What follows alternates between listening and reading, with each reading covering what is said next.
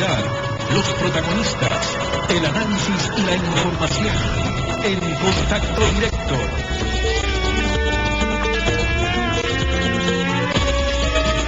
¿Qué tal, Alfredo? Buenos días, ¿cómo te va? Muy bien, Estefi, buenos días a todos. En un año de contracción económica que precede a las elecciones presidencial y de asambleístas, están en el centro del debate empleo, salarios, productividad y carga tributaria, girando sobre un modelo económico y político que se prepara para no cambiar. Guillermo Lazo, buenos días, bienvenido a Contacto Directo. Muy buenos días, Alfredo, gracias por la invitación y a sus órdenes. A la oferta de la oposición de rebajar y simplificar el régimen tributario, el precandidato presidencial de Alianza País, Lenín Moreno, responde que solo es necesario una pausa normativa, y Leonardo Orlando, director general del SRI, explica el meollo ideológico del régimen impositivo. Veamos. Todas las empresas consumen los recursos sociales, la infraestructura, todo lo que tiene que ver con los servicios de seguridad, todo lo que tiene que ver con la atención a todos los ecuatorianos para que puedan desempeñar sus actividades económicas, tiene que ser asumido por todos aquellos que tienen una capacidad contributiva. Hablan de bajar los impuestos, pero no tienen la frontalidad y la valentía de decir que se quiere bajar los impuestos a los ricos. La presión fiscal del Ecuador ha estado en los últimos años en el orden del 20%, cuando la presión tributaria de los países de la OECD es del 34%. Ante un Estado clientelar que reparte servicios, dádivas y subsidios para apuntalar al Estado candidato, ¿cuál es la alternativa que propone sin desestabilizar los servicios esenciales del Estado? Fíjese, Alfredo, que tal es el fracaso del modelo correísta que hoy ha entrado en crisis el propio SRI, quien de enero a agosto ha tenido ingresos tributarios menores en un 5% comparado con el año pasado, a pesar de que se crearon y se incrementaron nuevos impuestos en el año 2016, como por ejemplo el incremento del IVA del 12 al 14%. A pesar de ese incremento de la tasa impositiva del IVA, la recaudación ha caído en algo más del 10%. ¿Qué demuestra eso? Que a más impuestos, menos actividad económica. Con menos actividad económica, menos empleo. A ellos les preocupa mucho los ricos, a nosotros nos preocupan mucho los pobres. Aquellos 5 millones de ecuatorianos que hoy viven en el desempleo, en el subempleo, en la informalidad, y que por lo tanto sus condiciones de vida son precarias. El centro del problema es crear empleo y oportunidades para esos 5 millones de ecuatorianos.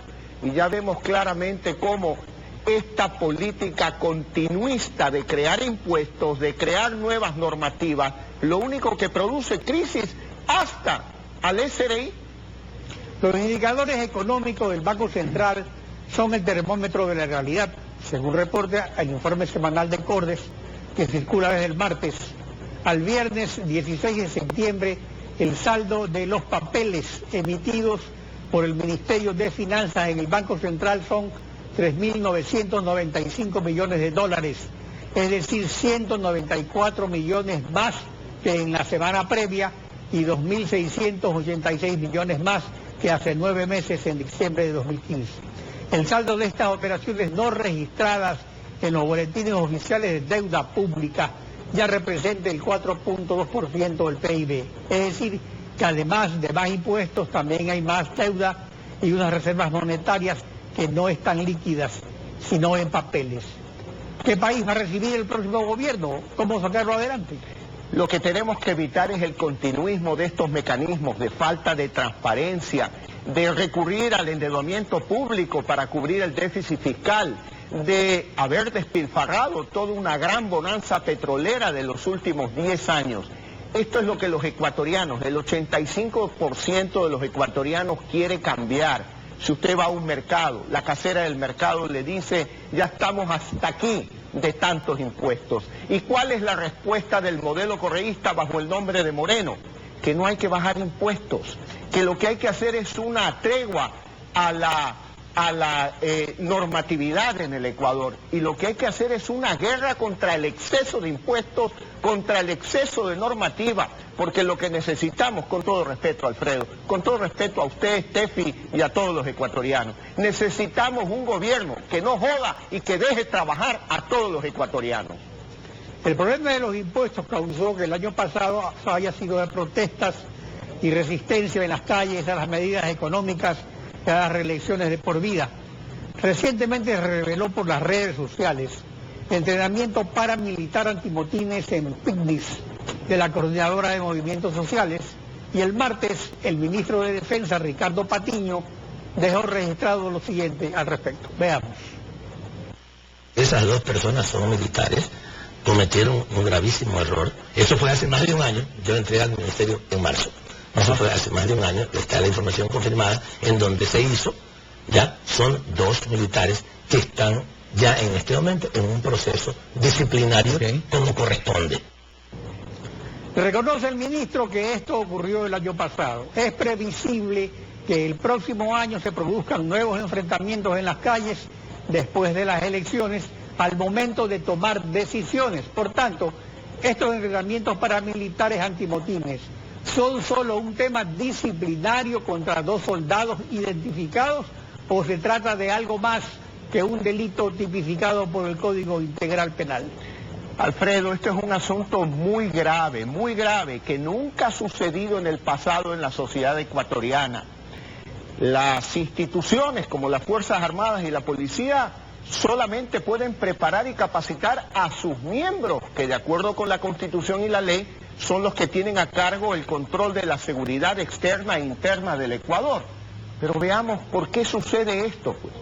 Cuando el presidente de la República se dedica a jugar con las instituciones, se salta al alto mando militar, envía comunicaciones directas a oficiales y miembros de las Fuerzas Armadas, pues obviamente cualquier miembro de la Fuerza Armada dice, bueno, si eso hace el presidente saltándose la autoridad, yo también puedo, sin consultar a la autoridad, preparar a civiles para poder atacar, en este caso, a la oposición, a los líderes de la oposición, cuando con tácticas de guerra se trata de neutralizar a las personas que se opongan al gobierno nacional. Por lo tanto, necesitamos un cambio de gobierno urgente para fortalecer a las Fuerzas Armadas, a la Policía Nacional, y actuar con respeto a la Constitución, con respeto a la ley, y que no nos vengan a decir que eso pasó antes de que yo sea ministro.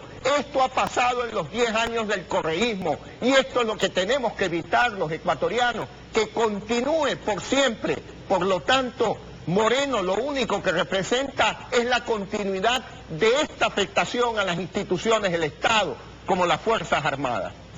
Pero esto puede volver a ocurrir el próximo año después de las elecciones, depende de quién gane las elecciones. Nosotros ¿Qué va a hacer vamos... en este momento la oposición? Creo, por ejemplo, frente a los órganos de control, a la Fiscalía, ante esta situación. Respecto a este tema puntual, Alfredo, nosotros, luego de ganar elecciones, cuando nos toque gobernar el Ecuador a partir de mayo del 2017, respetaremos a todas las instituciones del Ecuador. No andaremos jugando, mandando mails por caprichos personales. Hay que respetar a las autoridades, en este caso de las Fuerzas Armadas, de la Policía Nacional, porque esa actitud personalista es la que da lugar a estos desórdenes dentro de las instituciones. Y obviamente que estamos preparando con nuestro equipo la reforma institucional que el Ecuador requiere. No descartamos el llamado a una nueva asamblea constituyente, no descartamos la posibilidad de una consulta popular, para que sea el pueblo el que se pronuncie sobre los aspectos fundamentales que nos permitan fortalecer a la democracia ecuatoriana, sustituir a ese Consejo de Participación Ciudadana, que lo único que ha hecho es fortalecer este hiperpresidencialismo del cual ha abusado el presidente de la República. Eso es lo que tenemos que hacer y nos estamos preparando, Alfredo. El simulador de elección de asambleístas de la Corporación de Participación Ciudadana, de 3 escenarios, indica 2 probables de mayorías móviles. ¿Qué espacio de gobernabilidad habrá entonces para el próximo gobierno de ser de oposición, creer en la buena fe gratuita de los diferentes actores políticos? Analicémoslos por partes, Alfredo. En materia económica, ¿qué ley necesita usted para bajar el gasto público? Ninguna. ¿Qué ley necesita usted para reperfilar la deuda pública? Ninguna. ¿Qué ley necesita usted para reducir el costo de producción de un barril de petróleo? Ninguna. ¿Qué ley necesita usted para duplicar en 4 años de gobierno la producción petrolera? Ninguna. En materia económica, el país es gobernable con un gobierno sensato, con un buen administrador que sepa poner por delante el interés común y no el interés de un partido, menos de los compinches del presidente de la República. En materia política, por supuesto que vamos a necesitar de la Asamblea Nacional y habrá que dialogar y habrá que acordar. Eso es democracia, Alfredo. Obviamente no descartamos el llamado a una nueva Asamblea Constituyente o la alternativa de una consulta popular. Las elecciones se ganan generalmente con lo que se conoce como baratillo de ofertas, quién da más, y también con una tesis política de fondo que permita gobernabilidad para cumplir las promesas de campaña. Justamente sobre eso, ¿cómo prevé lograr gobernabilidad si Alianza País controla 3 funciones del Estado y la Asamblea será con mayoría móvil?